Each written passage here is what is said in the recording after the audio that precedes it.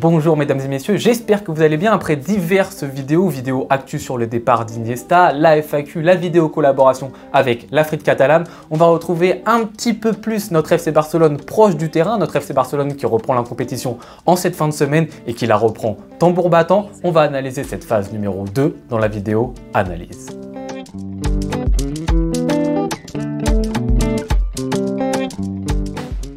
Alors mesdames et messieurs, avant d'entamer la phase numéro 2, dressons un bilan de cette phase numéro 1 du côté du FC Barcelone. Tous les matchs qui ont été joués jusqu'à présent, en commençant par l'objectif premier, selon moi, du FC Barcelone cette saison, c'est le développement, l'amélioration collective. Chacun, bien évidemment, a son objectif. L'objectif pour moi sur cette saison du FC Barcelone, c'est de s'améliorer en tout premier lieu collectivement. Et sur ça, on a vu un Barça qui s'affirmait de plus en plus et dont la patte de Flick était de plus en plus visible. Avec notamment plein de critères différents. Tout d'abord, un bloc et une ligne défensive très haute. Ensuite, des joueurs qui étaient très souvent recherchés dans la verticalité. Et surtout, ce qui diffère par rapport au jeu qu'on a vu de Xavi l'année dernière, parce que Xavi pratiquait également la verticalité, c'est des joueurs qui sont utilisés dans des secteurs de jeu qu'il privilégie, qui leur permettent d'être en confiance et donc de tenter des choses et des gestes à risque. Ça, c'est vraiment un grand changement. Tu vois des joueurs qui jouent la même symphonie entre guillemets et qui ont la confiance nécessaire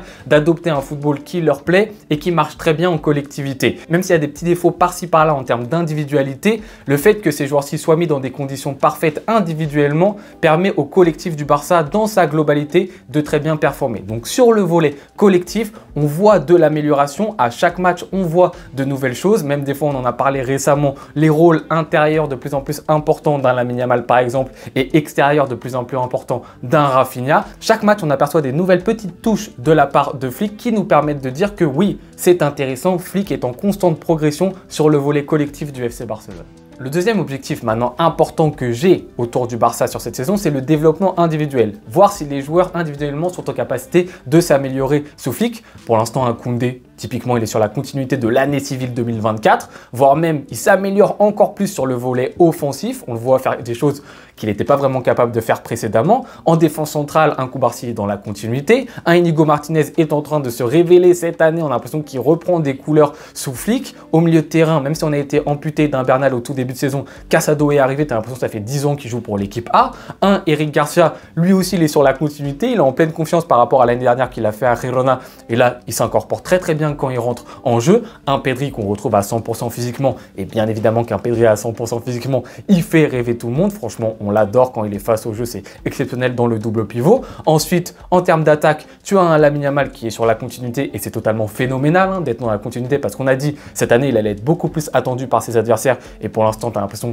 qu'il est tout aussi bon que l'année d'avant. Tu as ensuite un Rafinha dans le demi-espace qui est également dans la continuité de l'année dernière. À partir du moment où Xavi l'a repositionné demi-espace, on a retrouvé un nouveau visage de Rafinha. Mais là, en plus, tu sens un joueur en surconfiance. Il stat dans les buts, dans les passes décisives. Le mec sur le terrain, il est partout. C'est un poulpe. Il est au sommet de son art. Rafinha, encore plus fort que la deuxième partie de saison de l'année dernière. Et un Lewandowski, on en a parlé après le match contre Alaves, qui semble dans la rédemption, dans l'envie de montrer que oui, j'accepte enfin mon âge, j'accepte mes qualités d'être un joueur de surface de réparation et de marquer des buts. Donc sur le volet individuel, on voit aussi de l'amélioration au niveau des joueurs qui s'épanouissent grandement. Et comme on l'a dit, si collectivement les joueurs sont placés dans des zones où ils sont en confiance, forcément ça se ressent sur leur rendement individuel.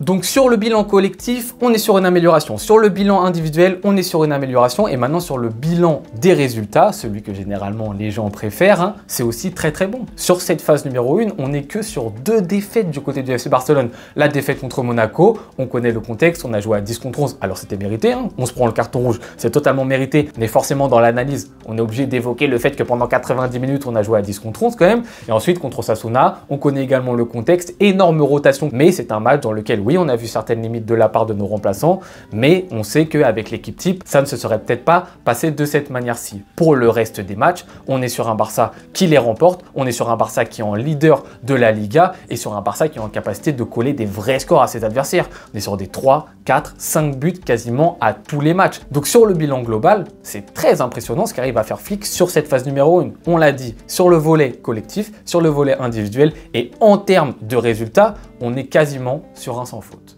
Intéressons-nous maintenant au futur pour le FC Barcelone, à cette fameuse phase numéro 2. La phase numéro 1, c'était la mise en chauffe. C'est-à-dire qu'on apprenait les rudiments du jeu de Flick, la patte Flick commence à s'imprégner. En termes d'intensité, on allume le moteur, mais encore tranquillement. Sur cette phase numéro 2, là, normalement, il y a plein de principes qui doivent commencer à être intégrés de la part du Barça et surtout, on doit commencer à être beaucoup plus chaud. On a affronté des équipes qui étaient des vrais tests sur cette phase numéro 1. Villarreal à l'extérieur, Girona à l'extérieur, Monaco à l'extérieur, par exemple. Là, on affronte des réels cadors. Real Madrid, Bayern Munich, Séville. Même si Séville est dans une période de crise, ça reste un nom clinquant. Real Sociedad à la toute fin de cette phase numéro 2, ça reste également un nom clinquant sur la scène espagnole. Bien évidemment, ces matchs-ci ne sont pas non plus définitifs. Il faut être mesuré, il faut faire attention. On restera fin octobre, mi-novembre, il restera plein de semaines ensuite. Si on gagne ces matchs-ci, tout n'est pas gagné. Si on perd ces matchs-ci, tout n'est pas perdu. Donc encore une fois, restons mesurés par rapport aux résultats qu'on aura dans ces matchs-ci et faisons attention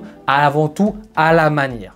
Maintenant, il n'empêche que pour le Barça, ça reste de réels rendez-vous dans lesquels il va falloir répondre présent. Et ça va nous permettre, nous, en tant que supporters et à Flick, de savoir réellement jauger cette équipe et est-ce qu'elle est capable de regarder droit dans les yeux nos adversaires. On a vu à certains moments dans le jeu, contre certaines équipes, en Liga, des possibles mises en difficulté du FC Barcelone. Ça passait, on l'a dit, contre des petites équipes qui n'étaient pas vraiment tueuses, qui n'étaient pas vraiment méchantes.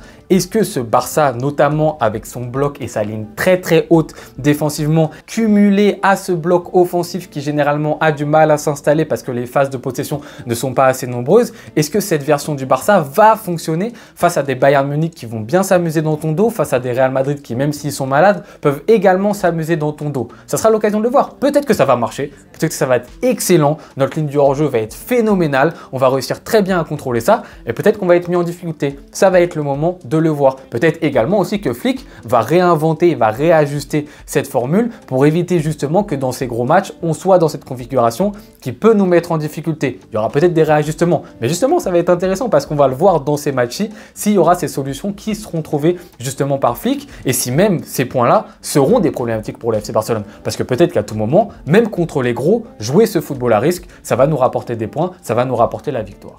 Maintenant, ce qui va être très intéressant quand même sur cette phase numéro 2, c'est qu'on va avoir le retour de pas mal de blessés. Déjà, on a un Fati et un Frenkie de Jong qui, je pense, de plus en plus vont intégrer cet effectif avec des minutes de plus en plus longues. En tout cas, s'ils arrivent sur le terrain à montrer qu'ils les méritent. Mais en tout cas, ensuite, certainement le retour de Gavi qui va intégrer l'équipe tranquillement. Dani Olmo qui va revenir. Fermin Lopez qui va revenir. Donc la rotation du FC Barcelone va être encore plus simple. Et une nouvelle fois, c'est un des points de vigilance les plus importants pour cette saison. C'est-à-dire que Flick va devoir faire gaffe à cette gestion en général. Et même pour le retour de ses blessés. Une nouvelle fois, Gavi, tranquillement avec lui. Dani Olmo, on sait qu'il est assez fragile. Tranquillement avec lui. Fermin Lopez, tranquille aussi, il a enchaîné l'Euro, les JO, etc. On sait qu'il a carburé doucement avec ce joueur-ci. On va avoir une certaine obligation de résultat. Une nouvelle fois, ça va être le dilemme d'Anti-Flick. Ne forçons pas le retour de certains joueurs pour avoir ces résultats. Restons patients. Une nouvelle fois, ce n'est pas définitif ce qui va se passer sur cette fin du mois d'octobre et sur ce mois de novembre. Ça reste très important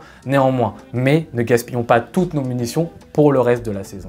Mais en tout cas, on a hâte de voir ça. On a hâte de voir si ce Barça, en pleine confiance, va réussir à bien négocier ces matchs-ci. Si on va être aussi tueur face aux grosses équipes que face aux petites. Si on ne va pas trop concéder justement face à ces grosses équipes-ci. Hâte de revoir également le retour des blessés, d'avoir un collectif qui s'épaissit et qui permet à Flick justement d'envisager d'autres structures de jeu, d'autres dispositifs et des changements une nouvelle fois encore plus rapides. Ça donne réellement envie. On en salive déjà de tous ces matchs, les amis. Je vous laisse maintenant me dire vous, ce que vous attendez du FC Barcelone sur ces prochains matchs. Quel est votre sentiment justement à l'approche de ces gros rendez-vous? Je me ferai un plaisir comme d'habitude de vous répondre en commentaire. Je vous remercie beaucoup d'avoir regardé cette vidéo jusqu'au bout. On se retrouve très bientôt. Bonne soirée ou bonne journée en fonction de quand est-ce que vous la regardez. Ciao.